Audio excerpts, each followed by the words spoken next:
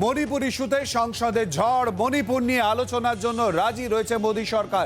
লোকসভায় এমনটাই জানিয়েছেন কেন্দ্রীয় স্বরাষ্ট্রমন্ত্রী অমিত শাহ। অমিত শাহ ইতিমধ্যেই জানিয়েছেন যে মণিপুর নিয়ে আলোচনার জন্য তারা তৈরি রয়েছেন, কিন্তু এই ইস্যুতে সংসদে ঝড় উঠেছে। আপনারা দেখেছেন মণিপুর ইস্যু নিয়ে বিরোধীরা এককাট্টা হয়েছে, আর মণিপুর নিয়ে আলোচনার জন্য মোদী সরকার রাজি রয়েছে। ইতিমধ্যেই কেন্দ্রীয় স্বরাষ্ট্রমন্ত্রী অমিত শাহ তিনি জানিয়ে দিয়েছেন লোকসভায় মণিপুর ইস্যুতে সংসদে ঝড় উঠেছে, বিরোধীরা এককাট্টা হয়েছে এই পুরো ইস্যু নিয়ে। এর আগেও আপনারা দেখেছেন যে গতকালই আপনাদেরকে দেখিয়েছিলাম যে বিরোধীরা এককাট্টা হয়ে তারা বিক্ষোভ দেখিয়েছিল, পাল্টা বিজেপিও বিক্ষোভে সামিল হয়েছিল। অপরদিকে অমিত শাহ ঠিক কি বলছেন এ নিয়ে শোনাবো।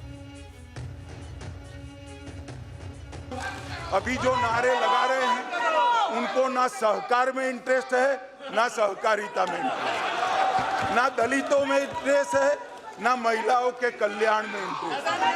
तो उनके नारे लगाना बहुत स्वाभाविक है।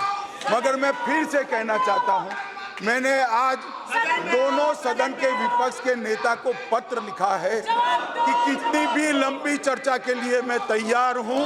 सरकार को कोई डर नहीं है। चर्चा जिसको करनी है मणिपुर पर वो चर्चा करने हमें कुछ छुपाना नहीं है।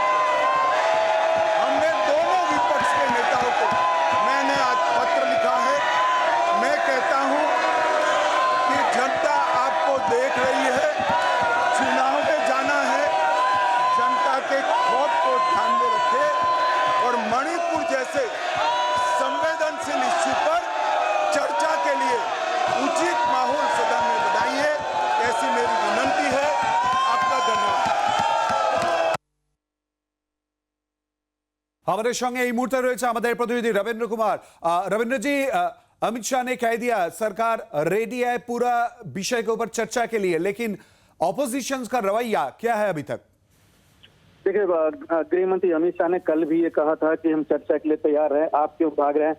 और आज भी जब कोऑपरेटिव अमेंडमेंट बिल पास हो रहा था उसके बाद आपने देखा कि गृह मंत्री अमित शाह ने कहा कि हम दोनों सदनों के जो नेता हैं उनको हमने फोन भी किया और पत्र भी लिखा है कि आप चर्चा करिए, जितनी देर तक आप चर्चा करना चाहते हैं, जितनी लंबी अवधि का चर्चा करना चाहते हैं उसके लिए हम तैयार हैं और उन सबका जवाब दिया जाएगा। लेकिन आप चर्चा के लिए तो आइए, चर्चा से क्यों भाग रहे हैं। तो सरकार ने एक तरह से न्योता दे दिया है अपोजिशन को, लेकिन अपोजिशन की एक ही मांग है, जिसमें चाहे वो कांग्रेस हो, टीएमसी हो, INDIA के जितने भी घटक दल हैं, उन सब का कहना है कि प्रधानमंत्री ही इसका जवाब दे। लेकिन सरकार का साफ तौर कहना है, गृह मंत्री का भी साफ तौर पर ही कहना है कि परंपरा के अनुसार, नियमों के अनुसार इसका जवाब गृह मंत्री ही देते हैं और गृह मंत्री ही जवाब देंगे। हालांकि आज जब स्पीकर के सर्वदलीय बैठक हुई तो उसमें ओवैसी उसमें मौजूद थे, अपनी पार्टी की तरफ से BSP के जो नेता मौजूद थे, उन दोनों ने कम से कम कह सकते हैं कि INDIA के जो रुख है उससे इत्तेफाक नहीं रखा और उन्होंने कहा कि चर्चा तो होनी चाहिए, PM आते हैं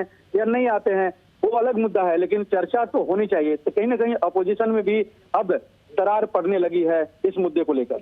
শুক্রিয়া রবীন্দ্র জি। আমরা কথা বললাম আমাদের প্রতিনিধি রবীন্দ্র কুমারের সঙ্গে এবং যে কথা জানিয়ে দিলেন যে আলোচনার জন্য সরকার রাজি রয়েছে, কিন্তু বিরোধীদের অবস্থান, বিরোধীরা ইতিমধ্যেই কিন্তু গতকালও আপনারা দেখেছিলেন যে হট্টগোলে নেমেছে এবং অপরদিকে কিন্তু তারা বারবার করে প্রতিবাদ জানাচ্ছে এবং দেশ জুড়ে তারা এই প্রতিবাদ জানিয়েছে।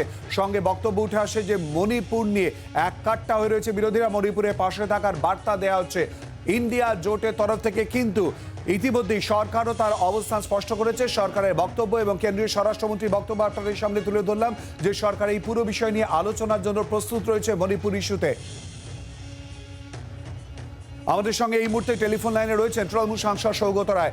সৌগত বাবু, ইতিমধ্যে অমিত শাহ বলছেন যে মণিপুর ইস্যুতে সংসদে তারা আলোচনার জন্য রাজি রয়েছেন, যতক্ষণ সম্ভব আলোচনা তারা করতে চান। বিরোধীদের অবস্থান সম্পর্কে তারাও জানতে চাইছেন, কি বলবেন আপনি? না, জানার কিছু নেই। বিরোধীদের অবস্থান হচ্ছে আমরাও আলোচনা চাই, ভালোভাবে আলোচনা চাই, কিন্তু প্রধানমন্ত্রীর উপস্থিতিতে চাই। তার কারণ প্রধানমন্ত্রী এর আগে সংসদের বাইরে একটা সংসদের মধ্যে কিছু বলেননি। আমরা সংসদে প্রধানমন্ত্রীর বিবৃতি চাই, সেটা নিশ্চিত হলে তবেই আমরা সংসদ করতে পারব। বাংলার আওয়াজ, বাঙালির আবেগ, জি 24 ঘন্টা।